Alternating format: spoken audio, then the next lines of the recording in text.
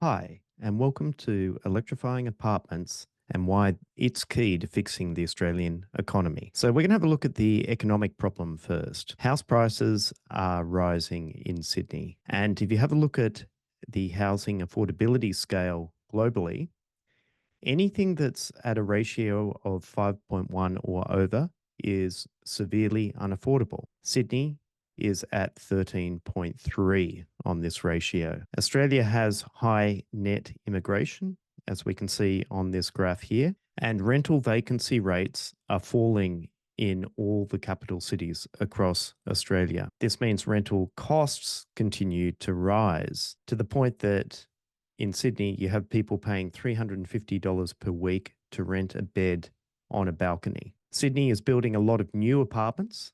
There are 390 cranes in Sydney at the moment, and that's an incredible number of cranes doing new construction. The apartment blocks which are being constructed are getting bigger decade by decade. Now, energy is key to fixing the Australian economy. All wealthy countries have high energy requirements. There's no such thing as a low energy rich country. Unfortunately, Australian exports of gas, which could have been used to make electricity locally, are going overseas, and Australia is the second largest LNG exporter. Now, domestic energy usage in an area such as Sydney is focused on making hot water and heating and cooling, and this is part of the rising energy costs of living. So we now have a heating or eating conundrum in expensive cities like Sydney or Melbourne. Monthly electricity prices have been going up. There is some government relief coming, but this just goes to show how high they've been. So, what is the apartment electrification solution? Australia's competitive advantage for solar is its latitude. If we flip Australia into the Northern Hemisphere and put it at the same latitude, you'll find that it will land right on top of the Sahara Desert. And anyone would say the Sahara Desert is a great place to put solar panels. Australia is in a solar boom when it comes to houses. So over 3 million Australian homes have rooftop solar.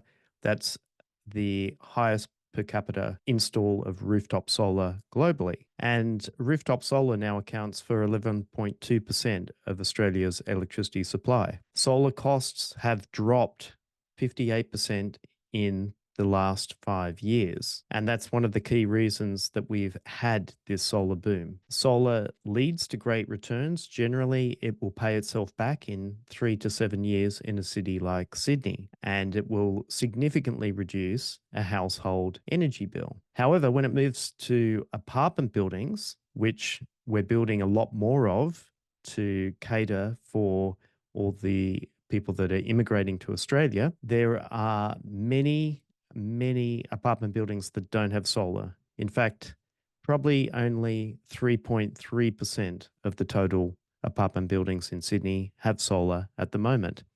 Or in the state of New South Wales, the most populous state in the nation, there are at least 78,000 apartment buildings or strata buildings that don't have solar. There is a missing middle of apartment blocks which don't have solar. So duplexes, there's a high proliferation of solar.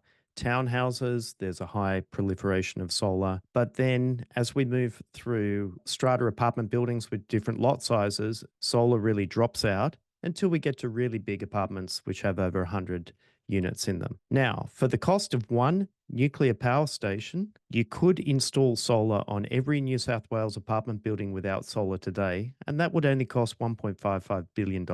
You could also, for the cost of one nuclear power station, install 8.44 gigawatt hours of battery storage and spread that across 84,000 strata buildings in the state of New South Wales, and that would only cost $7.1 billion. So the combined cost of rolling solar and batteries out to all the apartment buildings in the state of New South Wales is less than the cost of one nuclear power station. And that amount of battery would give sufficient backup power to run 1 million apartment households for a 10-hour period in the case of there being a statewide power outage. If there were smaller regional power outages, this set of strata buildings actually could supply power back into the grid to stabilize the grid for both houses and apartments in regional areas. So, this shows the importance of lowering energy costs using renewable energy to lower the cost of living across the most populous state in Australia